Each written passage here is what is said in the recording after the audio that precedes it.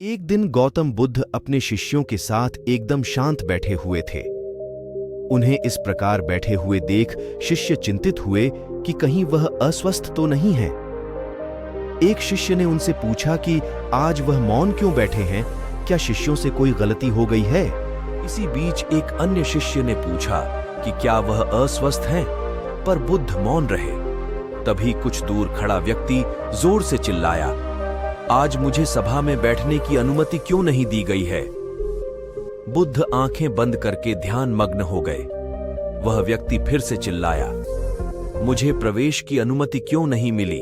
इसी बीच एक उदार शिष्य ने उसका पक्ष लेते हुए कहा कि उसे सभा में आने की अनुमति प्रदान की जाए। बुद्ध ने आंखें खोलीं और बोले, नहीं, वह अछूत है, उसे आज्ञा नहीं दी जा सकती। ये सुनकर शिष्यों को बड़ा आश्चर्य हुआ। बुद्ध उनके मन का भाव समझ गए और बोले, हाँ, वह अछूत है। इस पर कई शिष्य बोले, हमारे आश्रम में जात पात का कोई भेद ही नहीं दी जा सकती। ये सुनकर शिष्यों को बड़ा आश्चर्य हुआ। बुद्ध उनके मन का भाव समझ गए और बोले, हाँ, वह अछूत है। इस पर कई शिष्य बोले, हमारे आश्रम में जात पात का कोई भेद ही नहीं, फिर वह अछूत कैसे हो गया?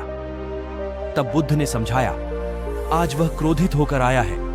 क्रोध से जीवन की एकाग्रता भंग होती है। क्रोधी व्यक्ति प्राय मानसिक हिंसा कर बैठता है। इसलिए जब तक वह क्रोध में रहता है तब तक अछूत होता है। इसलिए उसे कुछ समय एकांत में खड़े रहना चाहिए। क्रोधित शिष्य भी बुद्ध की बातें सुन रहा था। पश्चाताप की अग्नि में तपकर वह समझ चुका था कि अहिंसा ही मनुष्य का महान कर्तव्य व परम धर्म है। वह बुद्ध के चरणों में गिर पड़ा और कभी क्रोध न करने का प्रण लिया। शिक्षा आशय यह है कि क्रोध के कारण व्यक्ति अनर्थ कर बैठता है और पश्चाताप उसे बाद में होता है, जिसका कोई लाभ नहीं मिलता। इसलिए हमें क्रोध नहीं करना चाहिए। असल मायने में क्रोधित व्यक्ति अछूत हो जाता है और उसे अकेला छोड़ देना चाहिए। क्रोध करने से तन, मन और धन तीनों की हानि होती है। क्रोध से ज्यादा हानिकारक कोई और वस्तु नहीं है।